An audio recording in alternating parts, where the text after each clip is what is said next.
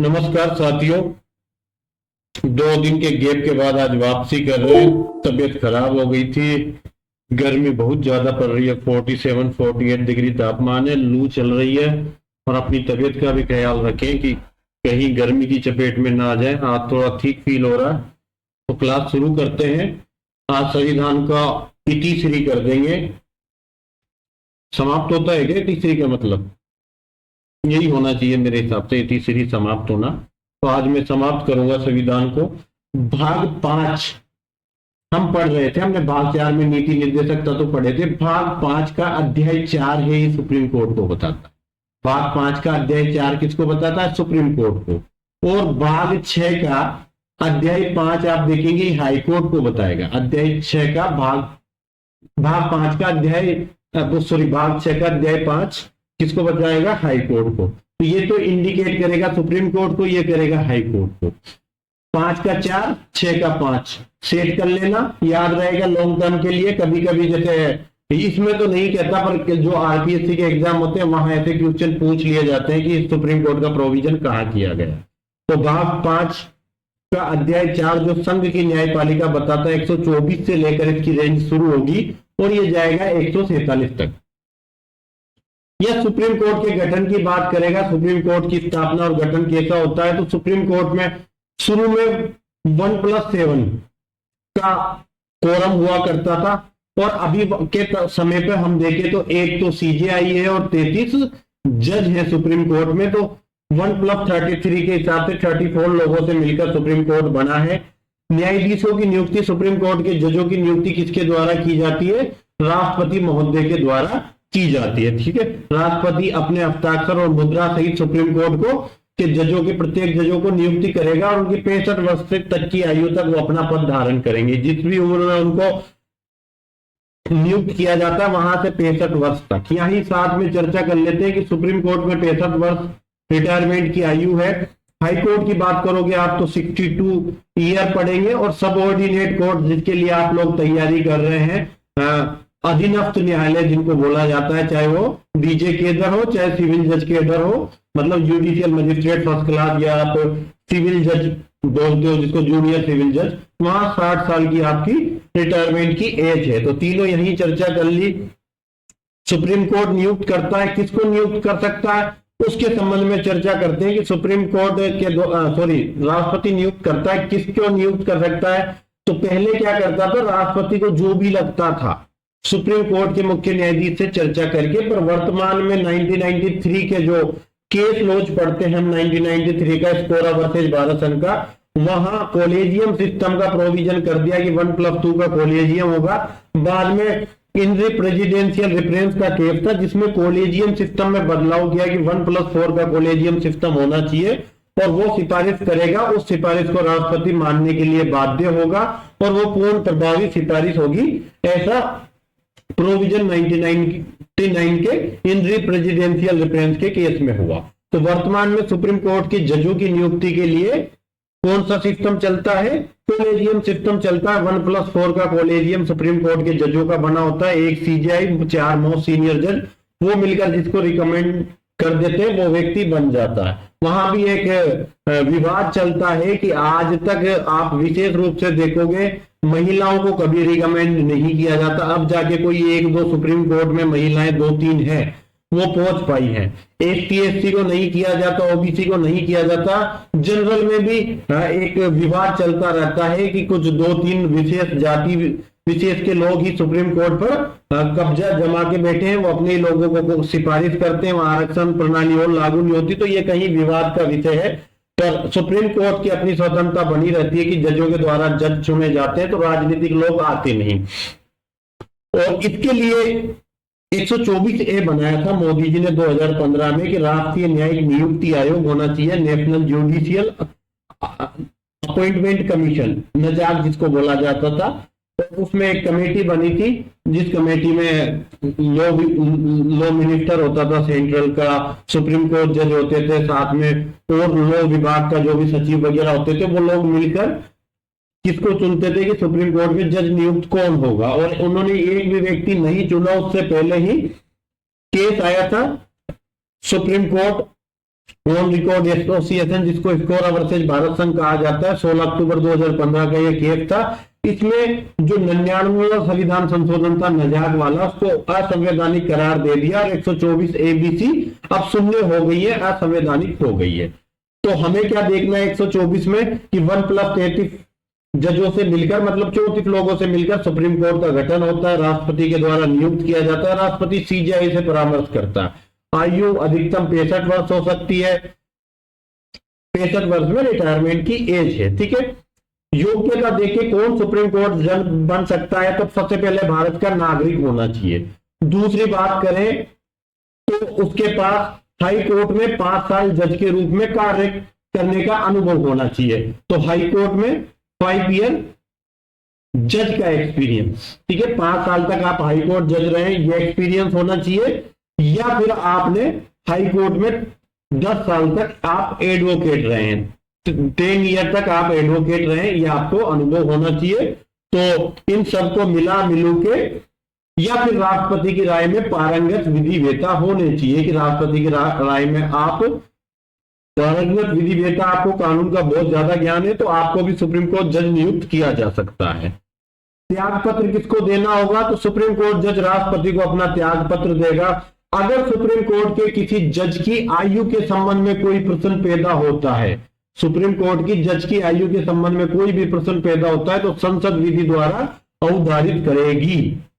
Clear है, सारी चीजें मैंने बता दी, जो जो चीजें यहां से सुनने लायक थी, पढ़ने लायक थी और चीज है। मैं प्रॉपर सेक्शन पे नहीं जा रहा हूं क्योंकि ये पीडीएफ इतनी आकर्षक नहीं है, इसमें 544 पेज और ये पेज पलटने में मेरा 1 घंटा चला जाएगा। तो मैं आपको बताता रहूंगा कि क्या क्या चीजें, आप सुनने पे ध्यान दो और प्रॉपर सेक्शन में देखो।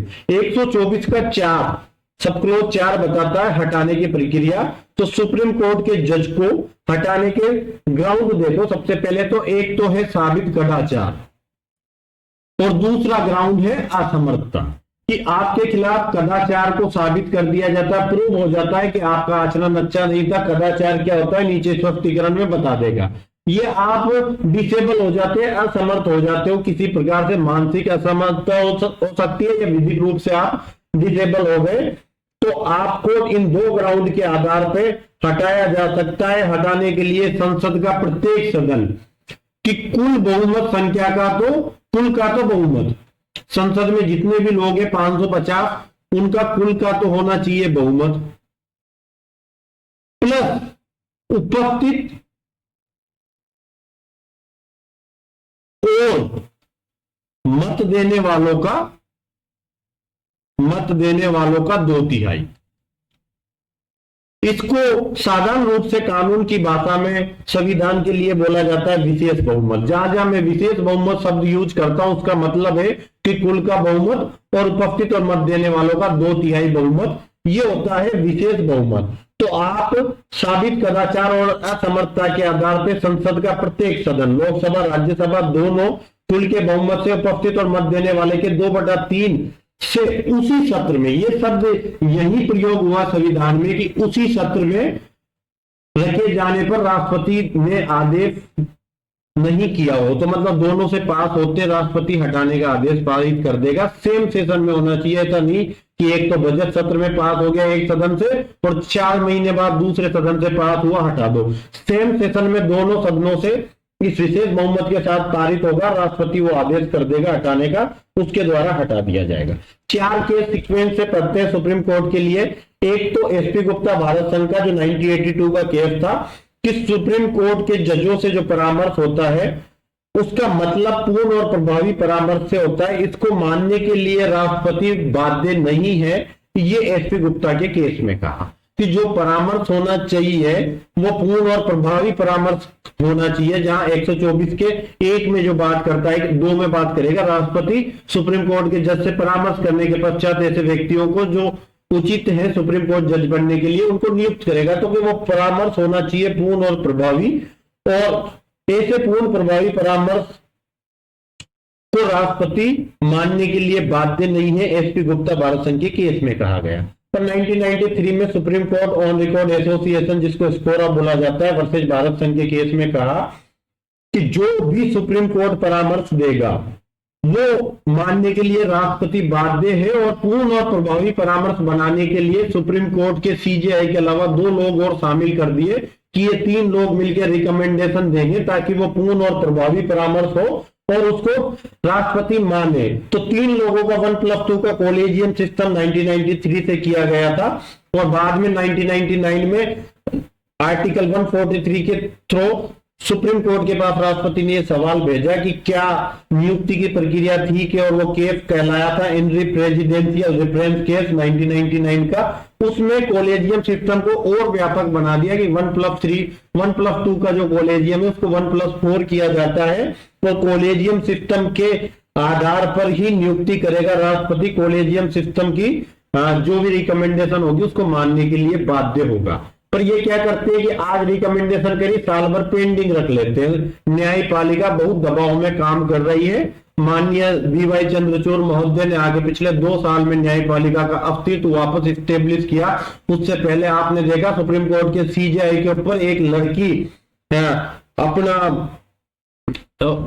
सेक्सुअल हैरेसमेंट का केस करके उसके ऊपर दबाव बनाती है, और बाद में 2-3 जजमेंट उससे सरकार के पक्ष में करवा लिया जाता है। पिछले ये दौरान रहा था, इस पर चर्चा हुई थी, ठीक है, लोगों ने इसकी आलोचना भी की थी। तो इसके बाद नजात वाला आ गया था, मैंने जो 99 का इनरी प्रेसिडेंशियल रेफरेंस रहा, उसके बाद 124 आ गया था नेशनल जुडिशियल अपॉइंटमेंट कमीशन, राष्ट्रीय न्यायिक नियुक्ति आयोग। इसको फिर स्कोरा के केस में 2016 में 16 अक्टूबर 2015 में इसको असंवैधानिक ठहरा दिया। आर्टिकल 126 पर ध्यान देते हैं, बाकी इसको छोड़ दो, बीच का जो भी बच रहा है। 126 क्या कहता है कि कार्यकारी मुख्य न्यायाधीश की नियुक्ति।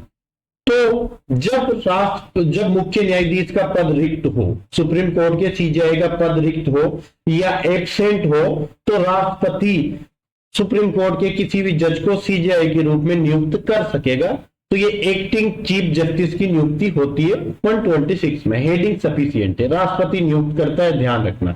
127 एड होक जजों की नियुक्ति, वेरी वेरी इंपॉर्टेंट प्रोविजन है, समझना क्या कहता है।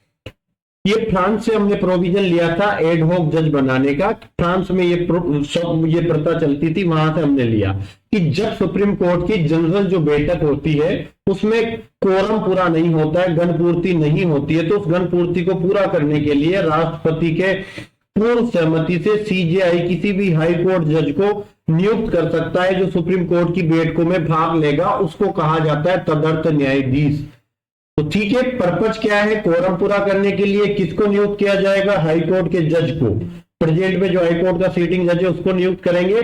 कौन करेगा, सीजेआई करेगा, पर राष्ट्रपति से पहले सहमति ले लेगा, कंसेंट ले लेगा, फिर करेगा। 128 हाई सुप्रीम कोर्ट की बैठकों में रिटायर न्यायाधीशों की नियुक्ति का प्रोविजन करता है। सीजेआई राष्ट्रपति की पूर्व सहमति से एक लोगों को जो सुप्रीम कोर्ट के जज बनने के लिए अर्हित है, ऐसे कोई भी पूर्व न्यायाधीश रह चुका है जो सुप्रीम कोर्ट के जज बनने की योग्यता रखता है, उसको न्यायाधीश के रूप में बैठने और कार्य करने के लिए नियुक्त कर सकता है 128 के अंतर्गत। ये होता है जब सुप्रीम कोर्ट में वर्कलोड बढ़ जाता है तो रिटायर्ड जजों को नियुक्त कर दिया जाता है। पढ़ लेना, इजीली बात समझ में आ जाएगी। 129 वेरी वेरी इंपॉर्टेंट है, हजारों बार ये क्वेश्चन पूछा गया है कि सुप्रीम कोर्ट रिकॉर्ड कोर्ट होगा, अभिलेख न्यायालय होगा, ऐसा कहां लिखा गया 129 में। ठीक है, आंख बंद करके ये चीज याद रहनी चाहिए कि सुप्रीम कोर्ट अभिलेख न्यायालय होता है। अभिलेख न्यायालय का मतलब ऐसा न्यायालय जिसकी पूरी कार्यवाहियां रिटर्न में होती है, लिखित कार्यवाहियां होती है, अपने कंटेम्प्ट के लिए उसको दंड देने की शक्ति होती है, अपने अवमान के लिए दंड देने की शक्ति होती है। हाँ, प्रशांत भूषण को पर दंड लगाया था, 1 रुपए का लगाया, पर लगाया कि आप अपमान नहीं कर सकते। आप कितने ही बड़े जज हो सुप्रीम कोर्ट के, पर आप सुप्रीम कोर्ट का अपमान नहीं कर सकते। आलोचना अपमान में फर्क होता है, ठीक है, कि जैसे आलोचना मैं कर सकता हूं वो आलोचना है, अब मैं गाली दूं सुप्रीम कोर्ट जजों को तो ये अपमान है। अभी वर्तमान में मैटर चल रहा है पुणे वाला, आप देख रहे होंगे कि एक व्यक्ति के 3 घंटे खराब कर दिए रोड के किनारे, 2 लोगों ने चलते हुए, वो फोर्स की स्पीड में आ रहा था, 200 की स्पीड में 2 लोगों को टक्कर मार दी। इस कारण उसको बेल देते वक्त 3 घंटे में 300 शब्दों का एक ऐसे लिखने को बोला गया। ये भारत की न्यायपालिका पर एक जबरदस्त तमाचा था कि 2 लोगों को मार के भी व्यक्ति बड़ा आराम से जमानत पे छूट जाता है, मतलब व्यक्ति की कद्र नहीं है। ये हमारी न्यायपालिका के मुंह पे एक बड़ा तमाचा है कि आपको जुडिशियल रिव्यू करना चाहिए कि किस स्थिति में न्यायपालिका है। ठीक है, तो कार्यवाही रिटर्न में होगी, अपने अवमान के लिए दंड देने की शक्ति होगी और उसके जजमेंट को पूर्व निर्णय के रूप में या जो आप कहते हैं लीडिंग केस लॉज के रूप में लोअर कोर्ट्स को मानना होता है। ये 2-3 चीजें अभिलेख न्यायालय की विशेषता को प्रकट करती है। 130 सुप्रीम कोर्ट जजों का स्थान कहां होगा, तो या तो दिल्ली में या फिर जहां सुप्रीम कोर्ट लगे कि अपनी बैठक लगा के बैठ सकता है। कई बार कैदी इतना बड़ा होता है कि उसको सुप्रीम कोर्ट में लाने में देश में अव्यवस्था हो जाती है। जैसे बाला साहब ठाकरे थे, एक हिंदुत्व का ब्रांड बोला जाता था उनको, तो उनको जब भी लाते थे तो देश की पूरी व्यवस्था खराब हो जाती थी। तो उनके लिए जेल में भी सुप्रीम कोर्ट के 3 जज बैठकर अपनी बेंच लगा सकते हैं। तो सुप्रीम कोर्ट का स्थान या तो दिल्ली होगा या ऐसा स्थान होगा जो सीजेआई राष्ट्रपति के अनुमोदन से नियुक्त करे। सीजेआई राष्ट्रपति के अनुमोदन से नियुक्त करे, वो सारी जगह सुप्रीम कोर्ट का स्थान होगा। सुप्रीम कोर्ट की आरंभिक अधिकारिता, भारत सरकार और राज्य के मध्य लड़ाई, एक राज्य और दूसरे राज्य के मध्य लड़ाई, या एक राज्य प्लस कोई भारत सरकार और एक राज्य है और सामने कोई 2-3 राज्य है, तो वहां की लड़ाई में सुप्रीम कोर्ट आरंभिक अधिकारिता रखता है। और मैंने 71 को भी रेफर किया था, तो 71 भी सुप्रीम कोर्ट की आरंभिक अधिकारिता में आता है कि राष्ट्रपति उपराष्ट्रपति के निर्वाचन को भी आप यहां रेफर कर सकते हो। 1-2 जगह और आएगी, वहां चर्चा करेंगे हम कि कहां और हो सकती है। 132 कुछ मामलों में हाई कोर्ट से अपीलों में सुप्रीम कोर्ट को अपीली अधिकारिता। तो 132 का पर्पज आप पढ़ोगे तो संविधान के निर्वचन के संबंध में अगर हाई कोर्ट के सामने कोई प्रश्न उठा है तो उससे सुप्रीम कोर्ट में अपील की जा सकती है। तो कुछ मामलों में हाई कोर्ट से अपीलों में सुप्रीम कोर्ट के पास अपीली अधिकारिता होती है। कब होती है? जब संविधान के निर्वचन के बारे में विधि का कोई सारवान प्रश्न उस मैटर में, उस मामले में इन्वॉल्व हो। 133 हाई कोर्ट से सिविल मामलों में अपील के लिए सुप्रीम कोर्ट में अपीली अधिकारिता। तो जब हाई कोर्ट में कोई विधि का सारवान प्रश्न उठा हो तो उसकी सुप्रीम कोर्ट में अपील की जा सकती है। तो कोई विधि का व्यापक महत्व का सारवान प्रश्न उठा है और हाई कोर्ट की ये ओपिनियन है, उसने 134A में सर्टिफिकेट दिया है कि इसकी अपील सुप्रीम कोर्ट में होनी चाहिए, तो उसकी सुप्रीम कोर्ट में अपील कर सकते हो। तो 132 में संविधान के निर्वचन के मामले में सुप्रीम कोर्ट में अपील। 133 में हाई कोर्ट के सामने सिविल मामले में विधि के व्यापक महत्व का कोई प्रश्न उठा है, उसकी अपील करोगे। 134 कहेगी क्रिमिनल मामलों में सुप्रीम कोर्ट में अपीली अधिकारिता। 134 क्या कहती है? दांडिक मामलों में सुप्रीम कोर्ट में अपीली अधिकारिता। 3 मामलों में कि हाई कोर्ट ने तो दोष मुक्त किया था, हाई कोर्ट ने क्या किया था? दोष मुक्त किया था। और हाई कोर्ट ने निचले किसी न्यायालय ने दोष मुक्त किया था और हाई कोर्ट के पास जब वो अपील में मामला आया तो हाई कोर्ट ने उस दोष मुक्ति के आदेश को पलटकर दोष सिद्ध करके और उसको मृत्यु दंड दे दिया। तो नीचे से दोष मुक्ति का जजमेंट था, उसको पलटा हाई कोर्ट ने अपील में, उसको मृत्यु दंड दे दिया। तो उसका अधिकार है कि वो अपनी प्रतिरक्षा करे, सुप्रीम कोर्ट में जा सकता है, बिना सर्टिफिकेट के चला जाएगा। ए पॉइंट में। बी पॉइंट में कि सुप्रीम कोर्ट ने नीचे से मामला खुद के पास रिमांड में मंगाया था और खुद ने ट्रायल किया मामले को और दोष सिद्ध कर दिया, तो एक अपील का अधिकार अभियुक्त को होता है, वो डायरेक्ट सुप्रीम कोर्ट चला जाएगा बिना सर्टिफिकेट के। या फिर हाई कोर्ट ने मामला सुन के जजमेंट किया और उसके सामने का उसने लगा कि इस मामले में ऐसा कोई पर्सन है जिसको सुप्रीम कोर्ट को भी सुना जाना चाहिए, तो 134A में उसका सर्टिफिकेट दे देगा। 134A को पढ़ोगे तो ये 44वें संविधान संशोधन के द्वारा जोड़ी गई थी और ये बात करती है कि आप हाई कोर्ट में जजमेंट होने के बाद आवेदन करो कि हम सुप्रीम कोर्ट में अपील करना चाहते हैं, हमें प्रमाण पत्र दो। तो या तो वो प्रमाण पत्र दे देगा या प्रमाण पत्र नहीं देगा। जैसी भी स्थिति है, या तो सुप्रीम कोर्ट स्वप्रेरणा से सर्टिफिकेट दे सकता है या आवेदन पे दे सकता है। ठीक है। और ऐसा आवेदन 2 महीने के अंदर डिस्पोज ऑफ किया जाना चाहिए। लिमिटेशन में देख लेना, मेरे हिसाब से मुझे यही याद आ रहा है। 135 को गोली मारो छोड़ो। 136 अपील के लिए सुप्रीम कोर्ट में विशेष इजाजत, स्पेशल लीव पिटीशन, एसएलपी बोला जाता है, स्पेशल लीव पिटीशन, विशेष इजाजत से सुप्रीम कोर्ट में मामला लेकर जाना। कि किसी भी कोर्ट के द्वारा, किसी भी ट्रिब्यूनल के द्वारा, किसी भी वाद में, किसी भी मामले में कोई भी जजमेंट दिया, कोई डिग्री दी, कोई भी अवधारण हो सकता है कि कोई जजमेंट में 4 इश्यू फ्रेम हुए, उसमें से एक इश्यू आपके पक्ष में डिसाइड नहीं हुआ हो, भले पूरा जजमेंट आपके पक्ष में था पर एक भी इश्यू आपके पक्ष में डिसाइड नहीं हुआ हो, तो आप उसको भी 136 में चैलेंज कर सकते हैं। कोई दंडादेश हो सकता है, पनिशमेंट हो सकती है, कोई ऑर्डर हो सकता है, उसके लिए आप सुप्रीम कोर्ट में 136 का आवेदन करेंगे कि सर मैं इजाजत दो मुझे कि मैं इस मामले में आपके समक्ष आवेदन करूं। सुप्रीम कोर्ट परमिशन देता है तो आप 136 में सुप्रीम कोर्ट में जा सकते हो, किसी भी मामले को प्रसंगत कर सकते हो। तो कोई भी न्यायालय, ट्रिब्यूनल, कहीं का भी कोई भी आदेश, अवधारण है, हर मामले में 136 उपलब्ध है, पर सुप्रीम कोर्ट इजाजत देगी तभी जाओगे। 136 का बड़ा स्कोप है, एसएलपी बोला जाता है। ठीक है, जैसे आप लोगों का कोई क्वेश्चन है, हाई कोर्ट में उसको नहीं माना आंसर को जो आप मनवाना चाहते थे, आप हाई कोर्ट के पास गए, पर जब उन्होंने पहले ही नहीं माना हाई कोर्ट ने आपकी आपत्ति को, तो जजमेंट में भी उसने कह दिया कि ये जो हाई कोर्ट ने आंसर की में जो आंसर माना वो सही था, तो आप सुप्रीम कोर्ट में 136 में जा सकते हो, अप्रोच कर सकते हैं, सर आप ये क्वेश्चन को आप देखो और इसके लिए कमेटी बनाओ, इसका आंसर ये होना चाहिए। तो सुप्रीम कोर्ट देख सकती है, आपका मामला उनको लगता है ठीक है तो वो सुन सकती है। 136 सभी प्रकार के स्कोप देता है। 137 एक बड़ा ग्राउंड है कि सुप्रीम कोर्ट के द्वारा रिव्यू किया जा सकता अपने निर्णय और आदेशों पे। तो 145 में जो रूल्स बनेंगे उनके अधीन रहते हुए सुप्रीम कोर्ट अपने द्वारा सुनाए गए निर्णय और दिए गए आदेशों का रिव्यू कर सकता है।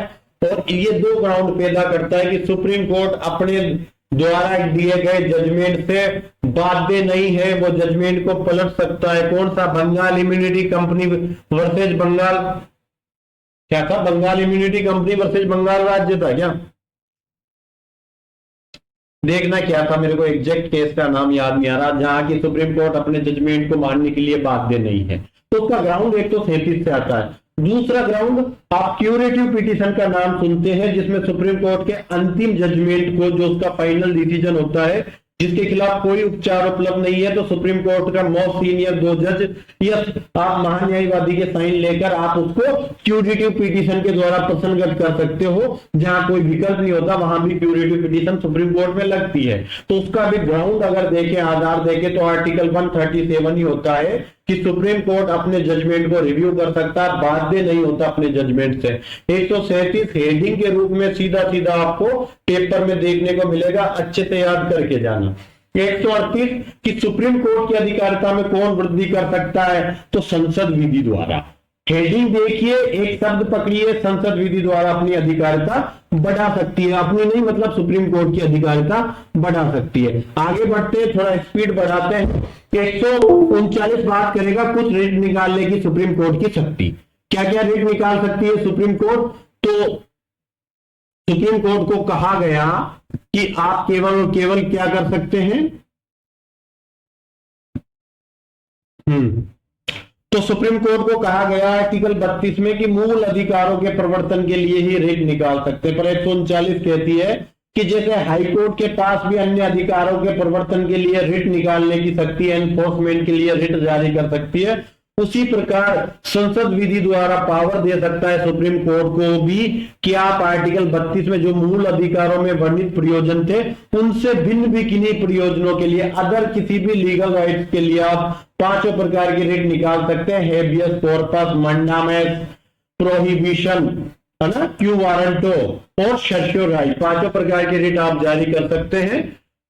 देखना कोई प्रोनाउंसिएशन पर हफ्तों तो नहीं रहा क्लास में बैठ के, कई बार हफ्ते रहते हैं वो, कोई फर्क नहीं पड़ता, हाथ ही निकल जाता है। पढ़ने से मतलब है, भाषा एक माध्यम है। आप, मैंने जो बात बोली आप तक पहुंच गई, ये सफिशिएंट होता है भाषा के लिए। बाकी देखेंगे धीरे धीरे प्रोनाउंसिएशन सुधर जाएगी, कुछ अच्छा बोलना सीख जाएंगे। 139 में क्लियर हो गया कि 226 में जो हाईकोर्ट के पास अधिकार है वैसे ही संसद सुप्रीम कोर्ट को दे सकती है। 139 हेडिंग सफिशिएंट है कि सुप्रीम कोर्ट कुछ मामलों को अंतरित कर सकती है। यहां से कुछ चीज देखना कि सुप्रीम कोर्ट या तो सुमोटो स्वयं प्रेरणा से, दूसरा ग्राउंड होता है कि महान्यायवादी के आवेदन पर, या तो स्वयं प्रेरणा से या महान्यायवादी के आवेदन पर या फिर पक्षकार के आवेदन पर क्या कर सकती है, किसी भी मामले को मंगा सकती है। अगर उसमें व्यापक महत्व का सारवान प्रश्न था इधर से उधर ट्रांसफर कर सकती है, जैसा भी उसको ठीक लगे। ये 42वें अमेंडमेंट से जोड़ी थी। 134 है तो 44वें अमेंडमेंट से था, ये 42वें अमेंडमेंट से जोड़ी गई धारा थी। ठीक है, कौन सा मिनी कॉन्स्टिट्यूशन जिसको बोला जाता है। आगे बढ़े 140 सुप्रीम कोर्ट की एंसिलरीज पावर संसद विधि द्वारा कर सकती है, जो भी ऐसी पावर दे सकती है जो उसके आदेशों को प्रभावी करने के लिए जो भी हो और इस संविधान से असंगत नहीं होनी चाहिए। क्लियर है। आगे की बात करते हैं 141 कि सुप्रीम कोर्ट द्वारा घोषित विधि सभी के लिए, सभी अधीनस्थ न्यायालयों के लिए आबद्ध कर होगी कि उसका जो जजमेंट होगा वो सबऑर्डिनेट हाई कोर्ट और लोकल जितने भी सबऑर्डिनेट कोर्ट होते हैं उनके लिए वो क्या होगा, आबद्ध कर होगा। और उसको क्या बोलते हैं, इंग्लिश में एक शब्द बोलते हैं पूर्व न्याय को, पूर्व न्याय की तरह वो काम करेगा। उनके लिए प्रीसिडेंट बोलते हैं, क्या बोलते हैं, देख लेना आप लोग जो भी बोलते हैं, पूर्व न्याय के रूप में वो चीज काम करेगी और उसको लीडिंग केस लॉज के रूप में आप कोर्ट के समक्ष रख सकते हैं कि सुप्रीम कोर्ट ने ऐसा जजमेंट दिया था और आपको भी ये बात सुप्रीम कोर्ट के अनुसार इस पर जजमेंट करना चाहिए। तो ये केस लॉज प्रैक्टिस में ये 141 का काम लेते हैं लोग, सुप्रीम कोर्ट के जजमेंट को हाई कोर्ट के सामने या सबऑर्डिनेट कोर्ट के सामने रखते रहते हैं। आर्टिकल 142 सुप्रीम कोर्ट को डिक्री है आदेशों के प्रवर्तन के लिए, प्रकटीकरण के लिए आदेश करने की शक्ति होती है। ये सुप्रीम कोर्ट की इनहेरेंट पावर है, अंतर्निहित शक्ति है और ये एक राइट देती है। क्यूरेटिव पिटीशन को भी कहा जाता है कि उसका अगर क्यूरेटिव पिटीशन को सुप्रीम कोर्ट ने किस आर्टिकल के प्रभाव से पैदा किया या कौन सा आर्टिकल क्यूरेटिव पिटीशन का जनक है, तो आप आर्टिकल 142 को, आर्टिकल 32 को, आर्टिकल 137 को रेफर कर सकते हैं कि ये क्यूरेटिव पिटीशन का जनक होता है। यहां से क्या होता है, एक शब्द है कि सुप्रीम कोर्ट पूर्ण न्याय करने के लिए कोई भी ऐसा आदेश कर सकता है जो उसको ठीक लगता है।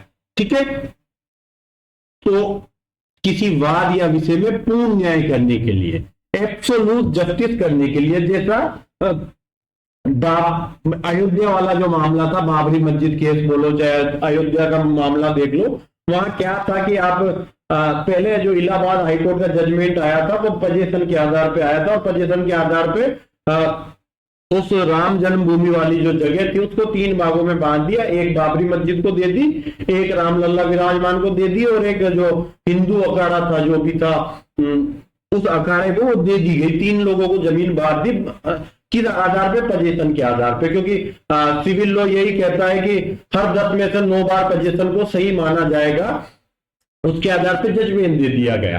बाद में सुप्रीम कोर्ट में जब अयोध्या मामला आया तो वहां सुप्रीम कोर्ट ने कहा कि ये विवाद खत्म नहीं होगा, हमें एक तरफा कहीं भी निर्णय करना पड़ेगा ताकि ये विवाद खत्म हो जाए। तो वहां सुप्रीम कोर्ट ने कहा कि भले ही पोजीशन कहती हो कि 2/1 में करो, फिर भी इस बात की पुष्टि होती है कि यहाँ पर रामलला की जन्मभूमि रही है और मस्जिद का निर्माण 1300 से 1526 के से 1550 ईस्वी के बीच में बाबर के काल में हुआ था बाबरी मस्जिद में, इसलिए ये राम जन्मभूमि के नाम पर ये जमीन को अलॉट किया जाता। बदले में क्योंकि बाबरी मस्जिद थी और पोजीशन के आधार पे अयोध्या में ही इनको 20 एकड़ जमीन दी जाती है और 5 करोड़ रुपए दिए जाते हैं ताकि ये बाबरी मस्जिद को वापस स्टेब्लिश कर ले, क्योंकि यहाँ बाबरी मस्जिद का ज्यादा आस्था का विषय नहीं है, क्योंकि राम का जन्म हुआ था। बाबरी मस्जिद हो सकती है कि अयोध्या में दूसरी जगह भी बन सकती है, इसलिए सरयू नदी के किनारे 20 एकड़ जमीन और 5 करोड़ रुपए दे दिए गए बाबरी मस्जिद को पुनः बनाने के लिए। और राम जन्मभूमि जो भी राम जन्मभूमि मंदिर कमेटी को दे दी गई और वहां एक मंदिर का निर्माण हुआ। तो ये सारी चीजें पूर्ण न्याय के हिसाब से आर्टिकल 142 के प्रभाव से जजमेंट दिया गया था। आर्टिकल 143 सुप्रीम कोर्ट से परामर्श करने की राष्ट्रपति की शक्ति, कि राष्ट्रपति को लगता है कि मुझे सुप्रीम कोर्ट से इस मामले पे सलाह मशवरा करना चाहिए तो वो कर सकता है, पर सुप्रीम कोर्ट राजनीतिक प्रश्नों पर, पॉलिटिकल क्वेश्चन पर परामर्श देने के लिए बाध्य नहीं है। ठीक है, ये राम जन्मभूमि का 1993 का जब विवाद हुआ था, बाबरी मस्जिद को धसा दिया गया था, कर्फ्यू लगा रहा साल भर उस पूरे क्षेत्र में, तब राष्ट्रपति ने पूछा था कि क्या ये जो मामला हुआ इस पर आपकी क्या राय है, तो उन्होंने मना कर दिया था कि पॉलिटिकल मामला है, हम किसी प्रकार की राय नहीं देंगे, और जो कारसेवकों ने किया है ये पूरा मामला एक तरह से राजनीतिकरण है, हिंदू मुस्लिम का मामला है, हम नहीं देंगे राय। तो सुप्रीम कोर्ट राजनीतिक प्रश्नों पर राय देने से मना कर सकता है। ये जो राय देते हैं ये राय मिनिमम 5 जज देंगे। आप 143 के 3 में इसको पढ़ोगे तो मिनिमम 5 जजों के द्वारा ऐसी राय दी जाती है। एक तो संविधान के इंटरप्रिटेशन का कोई क्वेश्चन होता है निर्वाचन का, उसमें भी 5 जजों की बेंच राय देती है, और 143 में भी जो ओपिनियन दी जाती है वो 5 जजों की बेंच देती है, ओपन कोर्ट में राय देती है। अब तक 11 मामलों में ऐसी राय मांगी गई है और सुप्रीम कोर्ट ने दी है। ये संख्या नहीं पूछेंगे, 12 भी हो सकती है, बढ़ भी गई हो। ठीक है, आर्टिकल 144 कि सिविल और सभी न्यायिक ऑफिसर्स होते हैं वो सुप्रीम कोर्ट की सहायता में कार्य करेंगे। सुप्रीम कोर्ट ने कह दिया आईएएस ऑफिसर को कि आप जो आदेश दिया गया उसकी पालना करा के 15 दिन में हमें रिपोर्ट प्रस्तुत करो, तो उस कलेक्टर की जिम्मेदारी कि सुप्रीम कोर्ट की सहायता करें, उसके जजमेंट को माने। वो बाध्य है, यहां पर नहीं बाध्य तो उस आईएएस अधिकारी को भी कंटेम्प्ट ऑफ कोर्ट के आधार पर जेल में डाला जा सकता है। तो जब सुप्रीम कोर्ट अपनी क्या कहते हैं शब्द अच्छे होने चाहिए, अभी मेरे मुंह से औकात निकलने वाला था, तो सुप्रीम कोर्ट जब अपनी ओरिजिनल ज्यूरिडिक्शन का यूज करने लगता है अधिकारिता का, तो वो किसी को भी नहीं बगसता, चाहे मुख्य सचिव हो या प्रधान सचिव हो इस देश का, किसी को भी नहीं बगसता, चाहे प्रधानमंत्री ही क्यों ना हो। ठीक है, आजकल आप देख रहे होंगे एक वो बाबा थे जो बीजेपी में पेट्रोल डीजल काले धन के नाम पे 1100 करोड़ की कंपनी को 20,000 करोड़ की कंपनी बना के ले गए पतंजलि के नाम पे। अब वो बाबा कैसे कोर्ट के अंदर खड़े रहते हैं, आपने देखा होगा क्या स्थिति होती है सुप्रीम कोर्ट के सामने, दोनों हाथ पकड़ के माफी मांग रहे हैं, जोड़ रहे हैं, तो वो चीजें सुप्रीम कोर्ट के सामने अच्छे अच्छों की धूल निकल जाती है। ओरिजिनल पावर है जुडिशरी का। 145 सुप्रीम कोर्ट नियम बना सकता है, कोई काम की बात नहीं, हेडिंग देखना। 146 47 की हेडिंग देखना चाहो तो देख लो। फिर बात करता हूं 148 की। तो भारत में नियंत्रक महालेखा परीक्षक होगा, कंट्रोलर एंड ऑडिटर जनरल बोला जाता है, राष्ट्रपति नियुक्त करता है। किसी व्यक्ति को जो अकाउंट के बारे में अच्छी जानकारी रखता है उसको नियुक्त किया जा सकता है, पर उसको हटाएंगे तो सुप्रीम कोर्ट को जज को हटाने का जो प्रोसेस है, असमर्थता, साबित कदाचार, कुल का बहुमत, उपस्थित मत देने वाले का 2/3 जिसको विशेष बहुमत बोला जाता है 124(4) में, उसी प्रक्रिया से हटाएंगे। ये जो सीएजी होता है ये संघ और राज्य की लेखाओं की परीक्षा करता है। भारत में जितने भी घोटाले हुए, चाहे राजीव गांधी के समय बोफोर्स घोटाला था, चाहे कॉमनवेल्थ घोटाला हुआ माननीय मनमोहन सिंह के समय, या कोयला घोटाला हुआ, या अभी राफेल का घोटाला हुआ मोदी जी के समय में, सारे घोटालों को उजागर अगर किसी ने किया है तो सीएजी ने किया, तो बहुत खुला और बहुत पावरफुल पद होता है।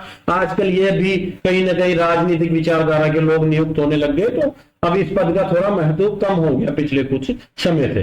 148 के बाद इसके जो प्रारूप वगैरह पढ़ेंगे आप, तो वो सुप्रीम राष्ट्रपति से सलाह मशवरा करने के बाद होता है। वो प्रारूप की किन प्रारूपों में ये रिपोर्ट प्रस्तुत करते हैं। ठीक है, 149 की हेडिंग कर लेना, सीएजी की कर्तव्य शक्तियां क्या है। 150 में प्रारूप क्या होंगे, किस प्रकार के प्रारूप में वो अकाउंट को संसद के समक्ष रखेंगे, उनकी अकाउंट की ऑडिट रिपोर्ट बनाएंगे। ये ऑडिट करने वाले अधिकारी होता है सीएजी, तो राष्ट्रपति जो प्रारूप बना देगा उस प्रारूप में रखेंगे।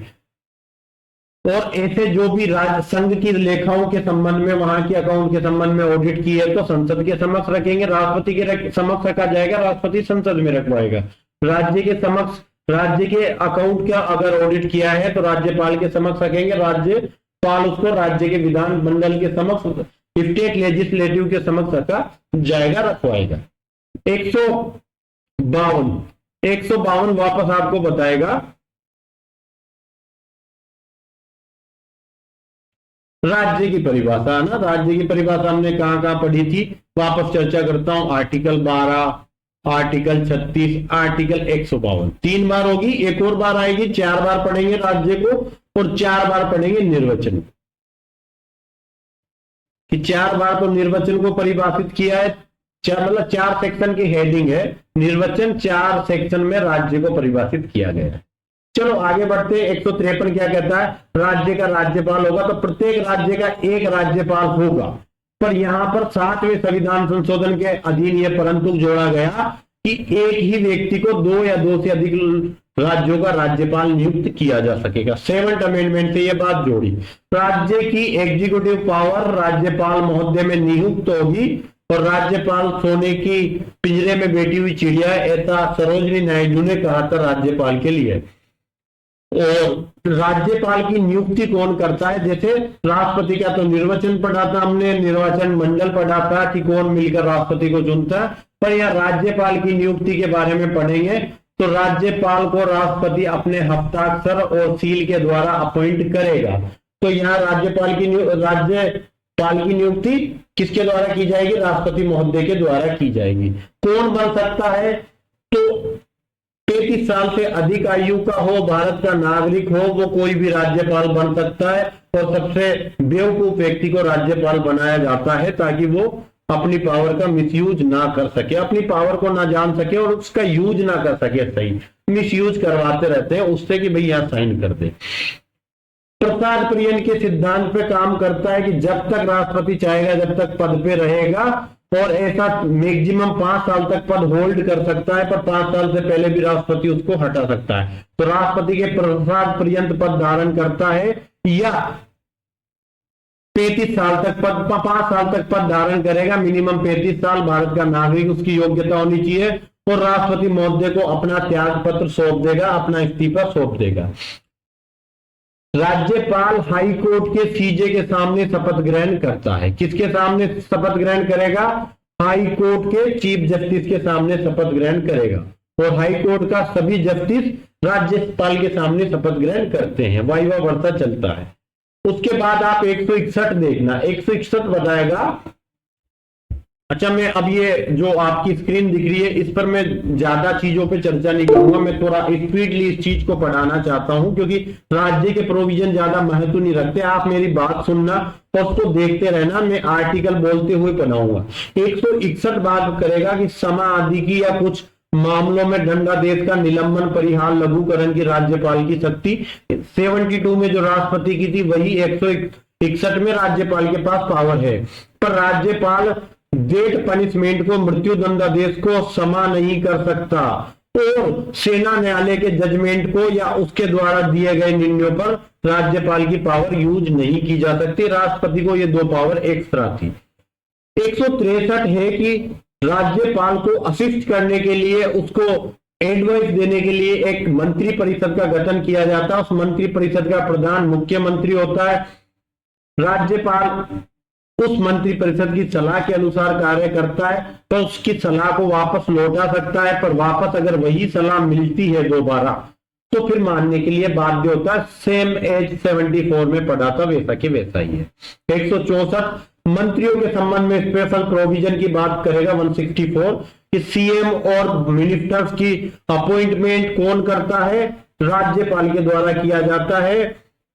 बट छत्तीसगढ़, झारखंड एक प्रोविजो है यहाँ पर कि छत्तीसगढ़ और झारखंड, मध्य प्रदेश, उड़ीसा में FT-SC के कल्याण के लिए भी एक कोई बाढ़ साधक मंत्री हो सकेगा। ये 94 अमेंडमेंट से जोड़ा गया था कि वहां FT-SC और अब OBC भी इसमें शामिल कर दिया।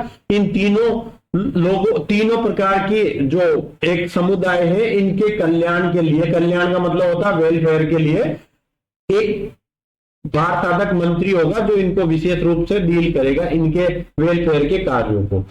मंत्री परिषद 15% से ज्यादा नहीं होगा, जैसा 75 में आपने पढ़ा था कि कुल का 15% से ज्यादा नहीं होगा। बट मिनिमम कितना हो सकता है, यहां स्पेशल प्रोविजन किया गया कि किसी भी राज्य में सीएम सहित 12 लोगों से कम का मंत्रिमंडल नहीं होना चाहिए।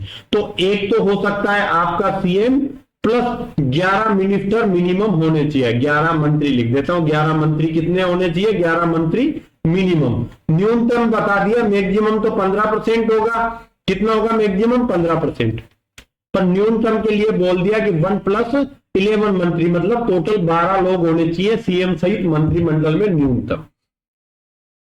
164 का दो बात पकड़ता है कि जो मंत्रिमंडल होगा राज्य का, वो राज्य की विधानसभा के प्रति सामूहिक रूप से उत्तरदायी होगा। 75(3) में जो बात पड़ी थी वो 164(2) में लिखी हुई।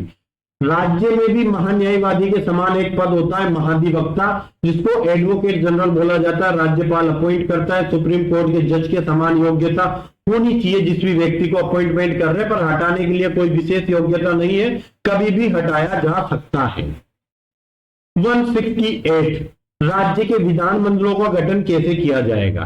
तो जैसे संसद में मैंने 3 लोग बताए थे, राष्ट्रपति, लोकसभा और राज्यसभा मिलकर संसद बनाती है। ऐसे स्टेट लेजिस्लेटिव का गठन कैसे होता है? एक तो उसमें गवर्नर होता है, एक उसका विधानसभा होती है, तीसरा होता है विधान परिषद। विधान परिषद को बोलते हैं लेजिस्लेटिव काउंसिल, और उसको बोलते हैं विधानसभा को, सॉरी मेरे को याद नहीं आ पा रहा क्या बोलते हैं, इंग्लिश में देख लेना आप। विधानसभा, विधान परिषद और राज्यपाल 3 लोग होते हैं, ठीक है। फिर बात करते हैं 169 राज्यों में विधान परिषदों का उत्पादन या सृजन कैसे किया जाएगा? कैसे क्रिएट करोगे स्टेट में विधान परिषद का? तो संसद विधान परिषद का गठन करती है राज्य के लिए, पर राज्य एक प्रस्ताव बना के भेजता है कि राज्य की जो विधान सभा होती है, जो लोअर परिषद होता है, या जहां पर एक ही हाउस होता है, तो उसको विधानसभा बोला जाता है। तो राज्य की विधानसभा तो कुल का तो बहुमत के द्वारा, या फिर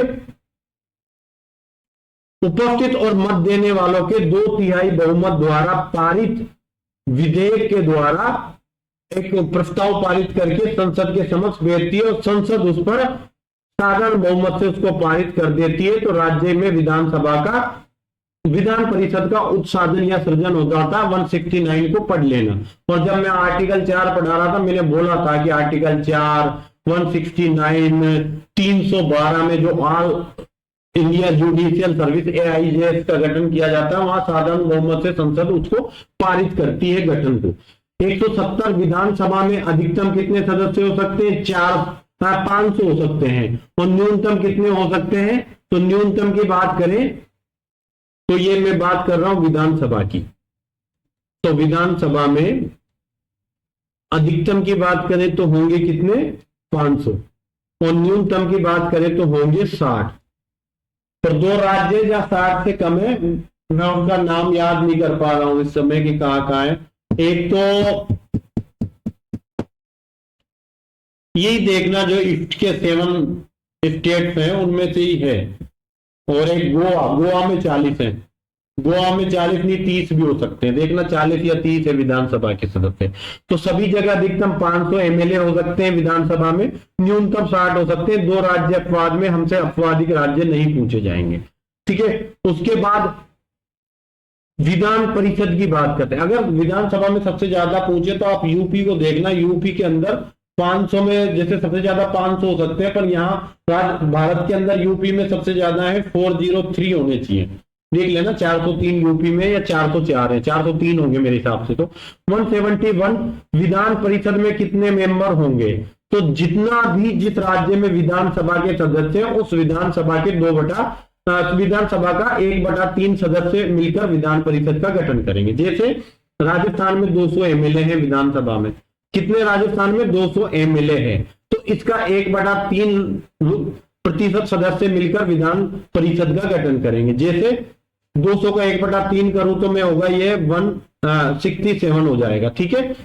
आप भाग दोगे तो 66.66 आएगा, मतलब 67। तो 67 मेंबर की यहां पर विधान परिषद का गठन हो सकता है। लेजिस्लेटिव काउंसिलिंग का गठन किया जा सकता है, स्टेट लेजिस्लेटिव काउंसिलिंग बोला जाएगा उसको।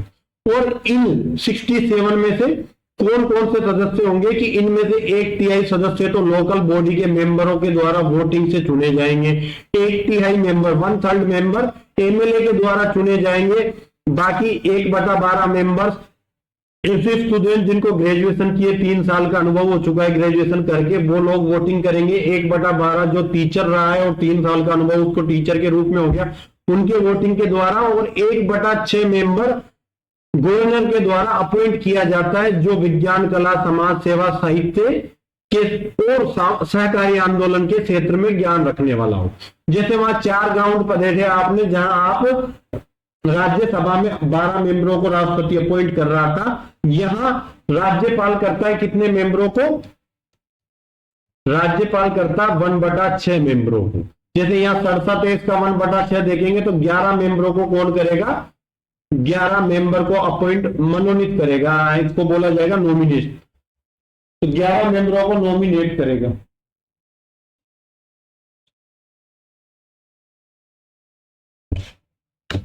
एक मिनट रुकना।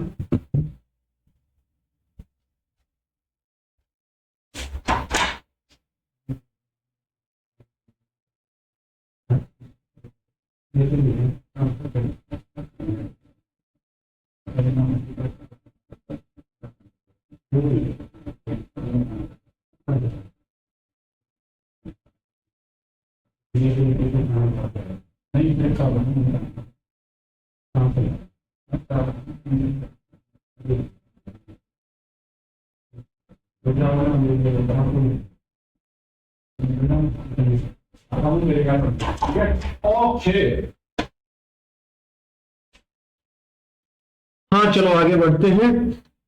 1/6 मेंबरों को अपॉइंट कर सकता है राज्यपाल, गवर्नर महोदय अपॉइंट कर सकते हैं। और 4 वहां पर एरिया दे रखा था, जहां राष्ट्रपति अपॉइंट कर रहा था 12 मेंबर को राज्यसभा में, कि विज्ञान, साहित्य, कला और समाज सेवा का होना चाहिए। या एक और आपको एरिया मिलेगा कि जो कोऑपरेटिव मूवमेंट होता है, सहकारी आंदोलन, उससे रिलेटेड व्यक्ति को भी यहाँ अपॉइंट किया जा सकता है। ठीक है, ये 171 में आप पढ़ोगे। ये 171 को थोड़ा सा देख लेना, विधान परिषद का गठन। 172 बताएगा 172 कि विधान मंडलों की अवधि कितनी होगी। तो विधानसभा 5 साल के लिए, और विधान परिषद वैसे के वैसे ही होता है, 6 साल चलती है। विघटन कभी नहीं होता, पर वो एक मेंबर का अगर टाइम पीरियड देखे तो 6 साल होता है। 2-2 साल में 1/3 मेंबर रिटायर होते जाते हैं। 173 बात करेगा कि कोई व्यक्ति विधानमंडल का सदस्य बनना चाहे तो क्या क्वालिफिकेशन होनी चाहिए। तो भारत का नागरिक हो, विधानसभा का सदस्य है, बनना चाहता है तो 25 साल की उम्र हो, विधान परिषद का बनना चाहता है तो 30 साल की उम्र हो, वो व्यक्ति चुनाव लड़कर बन सकता है, और उसको किसी भी विधि द्वारा निराधित घोषित नहीं किया गया हो, जैसे 2 साल से ज्यादा की उसे सजा नहीं हुई हो। तो अगर 2 साल से ज्यादा की हो जाती है तो 6 साल तक आप चुनाव नहीं लड़ सकते। तो भारत का नागरिक 25 साल की उम्र, विधानसभा का सदस्य बनना है तो, विधान परिषद का बनना है तो 30 साल की आयु होनी चाहिए। 173 बात करता है। 176 को हेडिंग देख लेना 176 की, कि राज्यपाल का विशेष अभिभाषण करने का अधिकार होता है। तो जैसा आप आर्टिकल 87 में आपने राष्ट्रपति का पढ़ा था। 177 आर्टिकल 88 के समान है, और सदनों के बारे में मंत्री और एडवोकेट जनरल के विशेष अधिकार है, जैसा वहां पढ़ा था। 178 विधानसभा के अध्यक्ष उपाध्यक्ष को चयन किया जाता है। विधानसभा के सदस्य में से एक मेंबर अध्यक्ष बनता है, एक उपाध्यक्ष बनता है। अभी राजस्थान की बात करूं तो वासुदेव देवनानी जी अध्यक्ष बने हैं, विधानसभा अध्यक्ष, आर्टिकल 178 के तहत देखा जाए तो। 182 देख लेना, विधान परिषद का सभापति उप सभापति को चयन किया जाता है। नहीं आएगा, छोड़ देना 182 को। 189 देखना, कोरम, कि स्टेट में जो दोनों सदन होते हैं, स्टेट के विधानसभा और विधान परिषद, वहां कोरम क्या होता है। यहाँ कोरम इंपोर्टेंट हो जाता है, इसलिए इंपोर्टेंट हो जाता है, गणपूर्ति या कोरम की हम बात कर रहे हैं। वहां क्या पढ़ा था हमने कोरम को, जहां पर हम आर्टिकल 100 में पढ़ रहे थे कि 10% कोरम होना चाहिए। यहां बात करेगा या तो कोरम हो 10% या हो 10 सदस्य, जो भी अधिक है, या तो 10% या 10 सदस्य, जो भी अधिक है। और जब मैं अभी मैंने टेस्ट पेपर जो बनाया था, मैंने एक क्वेश्चन वहां पर शामिल करके टीम को भेजा था, मुझे पता नहीं वो टेस्ट पेपर में डाला या नहीं डाला, मैंने यहीं से एक प्रॉब्लम बना के पूछी थी। तो यहाँ 10% या 10 सदस्य जो भी अधिक हो उसको कोरम माना जाएगा, वहां केवल 10% था। तो यहां से प्रॉब्लम बन के आ जाती है कभी कभी, तो इसको देख लेना ठीक से। 190 स्थानों का रिक्त होना कि दोनों सदनों के सदस्य या तो निश्चित अवधि के बाद सभी स्थान, यदि दोनों सदनों का सदस्य बन गया है कोई व्यक्ति वो, तो निश्चित अवधि के बाद दोनों सदनों में उसके पद रिक्त हो जाते हैं। लोकसभा का कहीं का विधानसभा का, विधान परिषद का बन गया तो एक टाइम पीरियड में अगर उसने एक पद नहीं छोड़ा तो उसका स्थान रिक्त हो जाता है। कोई काम की चीज नहीं है, छोड़ो इनको। फिर वही है डिस्क्वालिफिकेशन, जैसी वहां आपने पढ़ी थी, सेम डिस्क्वालिफिकेशन है कि कोई पागल है, कोई दिवालिया है ना, तो वो व्यक्ति क्या नहीं बन सकता, मेंबर नहीं बन सकता स्टेट लेजिस्लेटिव का। अगर दल बदल है तो वो सदन का जो भी उसका अध्यक्ष होता है वो व्यक्ति उसका फैसला करता है। जैसा वहां के प्रोविजन थे सेम ही है, मैं इन पे ज्यादा समय खर्च नहीं करना चाहता। 194 की हेडिंग देख ना कि विधान मंडलों के सदनों की या उसके सदस्यों की समितियों की शक्तियां और विशेष अधिकार, privilege and power of legislative members को 194 में डिफाइन कर रखा है, क्या क्या पावर्स है। 196 107 के समान ही है कि बिल होंगे उनको कैसे स्टेब्लिश किया जाएगा, कैसे पेश किया जाएगा, कैसे उनको पारित करवाया जाएगा। तो विधान परिषद में लंबित विधेयक विधानसभा के विघटन पर लेप्स नहीं होता, वैसे के वैसे ही चलता है कि अगर स्थायी सदन है तो व्यक्तिगत नहीं होगा, अगर अस्थायी सदन था और उसने पारित किया था और सत्र समाप्त हो गया तो वहां पर वो लेप्स हो जाता है। जैसा मैंने आपको 107 में कैलकुलेशन समझाई थी, 196 में सेम है।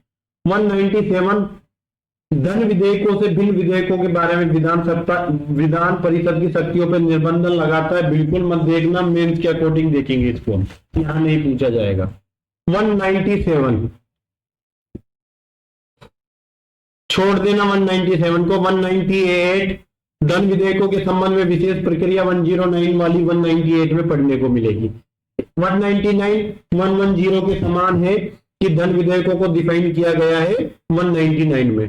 200 विधेयकों पर अनुमति तो राष्ट्रपति के विचार के लिए भेज सकता है, कहां पर, आर्टिकल 200 में। 199 तो है कि आप विधेयकों पर अनुमति के लिए राज्यपाल के पास भेजते, पर राज्यपाल को लगता है कि इससे संघ सूची का कोई विषय प्रभावित हो सकता है या संविधान के किसी प्रोविजन का उल्लंघन है इस बिल में, इस अधिनियम में, तो सुप्रीम वो राष्ट्रपति के ओपिनियन के लिए भेज सकता है। राष्ट्रपति पुनर्विचार के लिए लौटा सकता है। पुनर्विचार के बाद वापस राष्ट्रपति के सामने अगर वो बिल पेश होता है तो राष्ट्रपति क्या करेगा, अनुमति देगा नहीं देगा, इस बारे में संविधान साइलेंट है, मौन है। तो 200 की हेडिंग याद रखना कि स्टेट लेजिस्लेटिव के जो बिल हम गवर्नर के पास भेजते हैं तो गवर्नर उसको आर्टिकल 200 में राष्ट्रपति के विचार के लिए भी भेज सकता है। 201 में, सॉरी, आर्टिकल 201 में। 200 में तो राज्यपाल के पास भेजे जाते हैं, 201 में राष्ट्रपति के विचार के लिए आरक्षित कर दिया जाता है विधेयक को, राष्ट्रपति लौटा देगा, फिर पास होकर जाता है तो वहां राष्ट्रपति, वहां पर मौन है संविधान की बाद में क्या फैसला होगा। फिर आप देखना 204 देख लेना, विनियोग विधेयक 114 के समान है, 205 115 के समान है, 206 116 के समान है, सेम हेडिंग्स है। 207 117 के समान है, वित्त विधेयकों के बारे में विशेष प्रोविजन की बात की गई है, कोई दिक्कत नहीं। आर्टिकल 210 120 के समान है कि विधानमंडल में कौन सी लैंग्वेज यूज करेंगे, हिंदी अंग्रेजी। 121 आर्टिकल के समान आर्टिकल 211 आप देखेंगे जहां विधानमंडल में न्यायाधीशों के बारे में चर्चा पर निर्बंधन की बात करेगा। उसके बाद आप देखो आर्टिकल 212 है, आर्टिकल 122 के समान है। यहां यह है कि न्यायपालिका द्वारा विधानमंडल के अंदर कुछ भी हुआ हो उसके बारे में जांच नहीं किया जाना। और आर्टिकल 123 जो पढ़ते हैं ऑर्डिनेंस के बारे में, अध्यादेश के बारे में, वैसा ही आर्टिकल 213 है कि जब विधानमंडल विश्रांति काल में चल रहा हो, कोई सेशन नहीं चल रहा हो वहां, तो राज्यपाल ऑर्डिनेंस पेश कर सकता है, अध्यादेश प्रख्यापित कर सकता है, राज्यपाल की विशेष पावर है। पर जैसे ही विधान मंडल पुनः सत्र में आता है तो सत्र में आने से 6 सप्ताह के अंदर उसको आपको पास करवाना होगा ऑर्डिनेंस को। अन्यथा 6 सप्ताह की समाप्ति पर उस अध्यादेश का प्रभाव नहीं रहेगा, वो अध्यादेश शून्य हो जाएगा। ऐसा आपने 213 तक पढ़ा।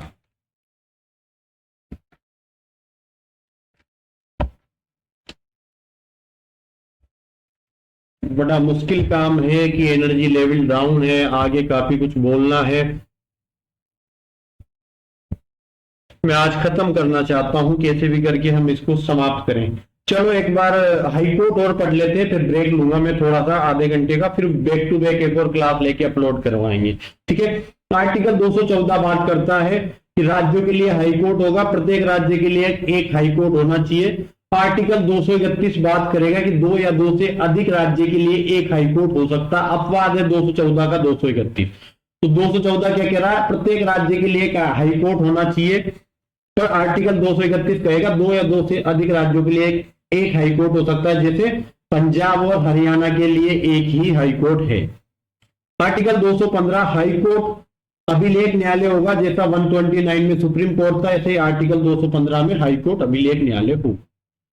216 हाईकोर्ट का गठन कैसे करेंगे, तो मुख्य न्यायाधीश और अन्य ऐसे न्यायाधीश जो तय किए जाए वो मिलकर हाईकोर्ट का गठन करते हैं। भारत में के अंदर अलग अलग जगह पे अलग अलग हाईकोर्ट जजों की संख्या फिक्स है, जैसे इलाहाबाद सबसे बड़ा हाईकोर्ट है, वहां 150 जज है लगभग। राजस्थान हाईकोर्ट की बात करें तो एक सीजेआई और 49 जज हो सकेंगे, 50 जज हाईकोर्ट के अंदर हो सकते हैं। अभी 31 थे, फिर 2-3 रिटायर हो गए, 27 से 30 के बीच में यह आंकड़ा चलता रहता है, देखिए। तो कौन करेगा नियुक्ति, राष्ट्रपति के द्वारा नियुक्त किए जाते हैं सीजेआई और अन्य ऐसे जज जितने भी उनको उचित लगे। 217 हाईकोर्ट के जजों की नियुक्ति बताता है कि राष्ट्रपति नियुक्त करेगा, सीजेआई से परामर्श करेगा, उस हाईकोर्ट के सीजे से परामर्श करेगा। अगर सीजेआई से अन्य कोई जजों की नियुक्ति की जा रही है तो उस हाईकोर्ट के सीजे से परामर्श किया जाता है। उस राज्य के राज्यपाल से भी परामर्श करके राष्ट्रपति किसी को भी नियुक्त कर सकता है। उस नियुक्ति के लिए अर्हता पर हम चर्चा करेंगे कि किसको नियुक्त किया जा सकता है। रिटायरमेंट की एज 62 वर्ष हो सकती है। आप अपना इस्तीफा या त्याग पत्र देना चाहते हैं तो राष्ट्रपति को त्याग पत्र दे सकते हैं। हाईकोर्ट जज बनने के बाद हटाने की प्रक्रिया सुप्रीम कोर्ट के समान है, 124(4) की प्रक्रिया वो एज इट इज फॉलो करेंगे, विशेष बहुमत से साबित कदाचार और असमर्थता के आधार पर।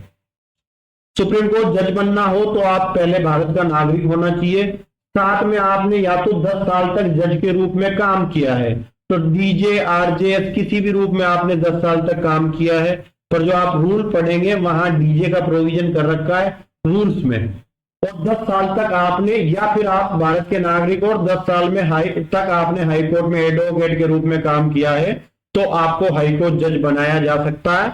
कहां पर, आर्टिकल 217 में। अगर हाईकोर्ट के जज की एज के बारे में कोई प्रश्न पैदा होता है तो राष्ट्रपति सुप्रीम कोर्ट के सीजेआई से परामर्श करके डिसाइड करेगा। सुप्रीम कोर्ट की जज की आयु के बारे में प्रश्न पैदा हुआ था तो संसद विधि द्वारा डिसाइड कर रही थी। हाईकोर्ट की आयु के बारे में प्रश्न बनेगा, पैदा होगा, तो राष्ट्रपति डिसाइड करेगा सीजेआई से परामर्श के बाद। फिर आर्टिकल 219 पढ़ना कि हाईकोर्ट के जज किसके सामने शपथ लेंगे, तो राज्यपाल महोदय के सामने शपथ ले लेंगे।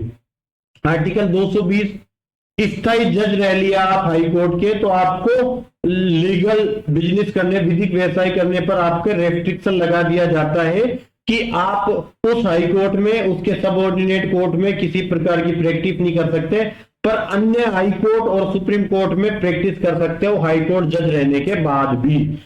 आर्टिकल 222 पर चर्चा करना चाहूंगा कि कोई भी किसी न्यायाधीश का एक हाईकोर्ट से दूसरे हाईकोर्ट में ट्रांसफर कर सकता है राष्ट्रपति सीजेआई से की कंसेंट से। तो किसी न्यायाधीश का एक हाईकोर्ट से दूसरे हाईकोर्ट में ट्रांसफर किया जा सकता है राष्ट्रपति द्वारा सीजेआई की कंसेंट से। 223 acting chief justice of high court के अपॉइंटमेंट की बात करता है। राष्ट्रपति जब उसको लगता है कि हाईकोर्ट का कोई सीजे का पद रिक्त है या अनुपस्थित है तो हाईकोर्ट के किसी भी जज को सीजे बना सकता है हाईकोर्ट का, राष्ट्रपति के द्वारा ऐसी नियुक्ति की जाएगी। 224 अपर और कार्यकारी न्यायाधीशों की नियुक्ति बताता, अपर एंड एक्टिंग जजेज की नियुक्ति। तो अपर जजों के लिए 2 साल का टाइम पीरियड होता है, 2 साल के लिए अपर जज नियुक्त किए जाते हैं। राष्ट्रपति नियुक्त करता है, कार्यकारी न्यायाधीशों को भी राष्ट्रपति नियुक्ति करता है। 224 में जो नियुक्ति की जाती है वो कार्य की अधिकता में या कार्य की वृद्धि हो जाने के कारण या कार्य पेंडेंसी हो जाने के कारण उसका समाधान करने के लिए नियुक्त किया जाता है। कार्यकारी न्यायाधीश सीजे से बिन कोई भी जज अगर अपॉइंटेड वो एब्सेंट चल रहा है तो उसकी जगह पर हाई कोर्ट में उतने दिन के लिए जितने दिन वो एब्सेंट है किसी भी हाई कोर्ट के जज बनने के लिए योग्य व्यक्ति को राष्ट्रपति के द्वारा एक्टिंग जज के रूप में नियुक्त किया जा सकता है, जब तक कि वो जो परमानेंट जज था वो वापस कार्य पे नहीं लौट आता, जब तक एक्टिंग जज काम करता है। तो कोई भी जो हाई कोर्ट का डीजे है, जो लोअर कोर्ट का डीजे 10 साल का उसको डीजे के रूप में एक्सपीरियंस है, तो राष्ट्रपति महोदय क्या कर सकता है, उस व्यक्ति को एक्टिंग हाई कोर्ट का जज नियुक्त कर सकता है कि महीने भर हाई कोर्ट का एक जज साहब छुट्टी पे गए हैं, अनुपस्थित है, आप महीने भर के लिए हाई कोर्ट जज के रूप में एक्टिंग जज के रूप में काम करो और वहां के कार्य पेंडेंसी को मैनेज करो। तो अपर जज का टाइम पीरियड याद रखना, 224 की हेडिंग इंपोर्टेंट है। अपर जज 2 साल के लिए नियुक्त होते हैं। 224 का मुख्य उद्देश्य क्या है कि कार्य की अधिकता, कार्य में वृद्धि या कार्य की पेंडेंसी को डिस्पोज ऑफ करने के लिए। 224 है हाई कोर्ट में भी कि बैठकों में रिटायर्ड जजों को नियुक्त किया जा सकता है। 15वें संविधान संशोधन से यह आर्टिकल जोड़ा गया था, जैसा आप आर्टिकल 128 में सुप्रीम कोर्ट के लिए पढ़े था, सेम प्रोविजन है। 225 को छोड़ देना जो विद्यमान हाई कोर्ट की अधिकारिता की बात करता है।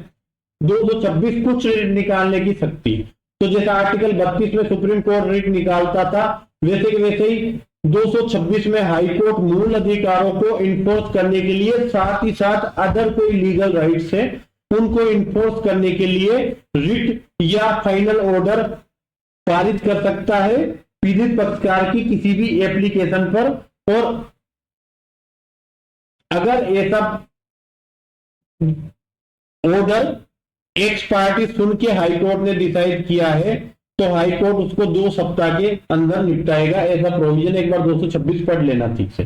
227 बात करता है कि सभी न्यायालयों पर अधिक्षण करने की हाई कोर्ट की शक्ति होगी।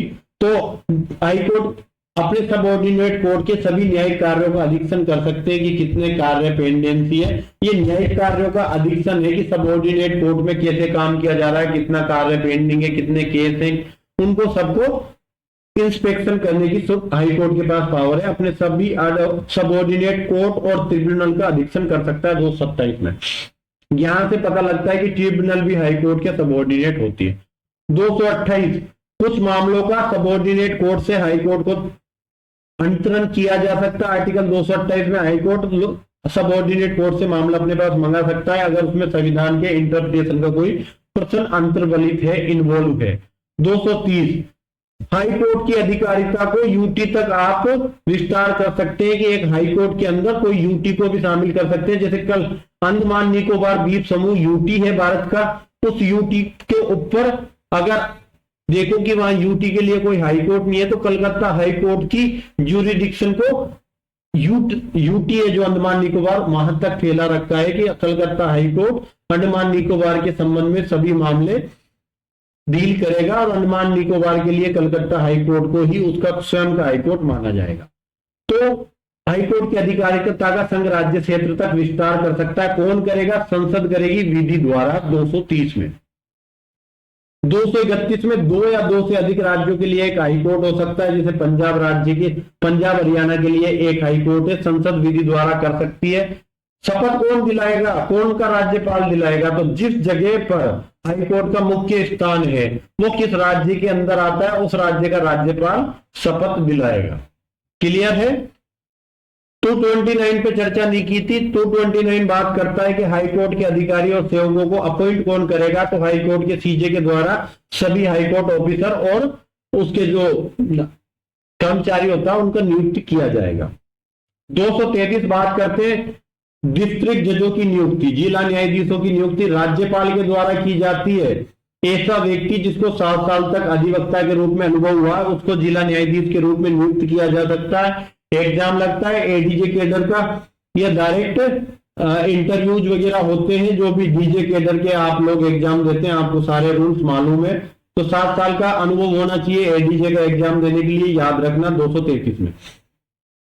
234 बताता है कि न्यायिक सेवा में डीजे केडर से भिन्न व्यक्तियों की भर्ती, मतलब डीजे केडर से भिन्न जो सिविल जज केडर की भर्ती होती है, आरजीएस की भर्ती अगर किस आर्टिकल के प्रभाव से होती है, सीधा सीधा 234 बताता है कि आर्टिकल 234 कहता है कि सिविल जज केडर आरजीएस की भर्ती का प्रोविजन, तो भर्ती या तो आरपीएससी मतलब उस राज्य की लोक सेवा आयोग करवाएगा या हाईकोर्ट करवा सकेगी, और राज्यपाल के द्वारा सिविल जज केडर के व्यक्ति को नियुक्त किया जाता, अपॉइंटमेंट किया जाता है। हालांकि चलो सॉरी हाईकोर्ट के द्वारा बोल दिया कि राज्यपाल के द्वारा अपॉइंट किया जाता है, देख लिया करो एक बार। मतलब कई बार क्या होता है कि जैसे मेरा स्वास्थ्य ठीक नहीं है, अब शरीर जवाब दे रहा है मेरे को, अब आधा घंटा आराम की जरूरत है, वापस ग्लूकोज पी के वापस पढ़ाने बैठूंगा, कई बार वो लास्ट समय पे शब्द उल्टे सीधे निकल जाते हैं। देख लेना एक बार कि राज्यपाल के द्वारा आर्टिकल 234 में डीजे केडर आरजीएस की नियुक्ति की जाती है, भर्ती आरपीएससी या हाईकोर्ट करती है। राज्यपाल के अधीनस्थ जो लॉ डिपार्टमेंट होता है, उस लॉ डिपार्टमेंट के सचिव के द्वारा जजों की नियुक्ति की जाती है। सीधा सीधा जवाब यही है। आर्टिकल 235 हाईकोर्ट अपने अधीनस्थ न्यायालयों पर कंट्रोल रखेगा, ये प्रशासनिक नियंत्रण है, एडमिनिस्ट्रेटिव कंट्रोल है आर्टिकल 235 में। और आर्टिकल 227 में क्या था, जुडिशियल कंट्रोल था, वहां जुडिशियल रूप से इंस्पेक्शन करती है या प्रशासनिक रूप से नियंत्रण रखते हैं। हाईकोर्ट देखेगा कि सबऑर्डिनेट कोर्ट को बिल्डिंग की जरूरत है या उसको किस प्रकार के सुख सुविधाएं मिलनी चाहिए, क्या जैसे कंप्यूटर वगैरह आजकल का सारा काम कंप्यूटराइज किया जा रहा है सबऑर्डिनेट कोर्टों में, ये सब हाईकोर्ट आर्टिकल 235 में कंट्रोल करता है। 236 निर्वचन, मैंने कहा था निर्वचन 4 जगह परिभाषित है, अभी इसी की चर्चा कर रहा था। 236 में निर्वचन में 2 बातों को परिभाषित किया, जिला न्यायाधीश केडर के अंदर क्या क्या आएगा, देख लेना क्या क्या आता है 236 में, परिभाषा देख लेना। न्यायिक सेवा क्या होती है उसको बी में बता रखा है 236 में, वो भी देख लेना। इतना 200 हमने 36 तक पढ़ लिया। 237 से 238 से मतलब शुरू करेंगे वापस। अभी मैं ब्रेक ले रहा हूं आधे घंटे का, आधे घंटे बाद वापस क्लास लेकर अपलोड करूंगा। थैंक यू सो मच, आपने जैसा भी मैंने पढ़ाया उसको एडजस्ट किया। अब मेरा कोशिश है कि 2-3 दिन बैक टू बैक क्लास लेके सिलेबस को कवर किया जाए ताकि 30 तारीख तक मैं आपको सारी चीजें पढ़ा सकूं।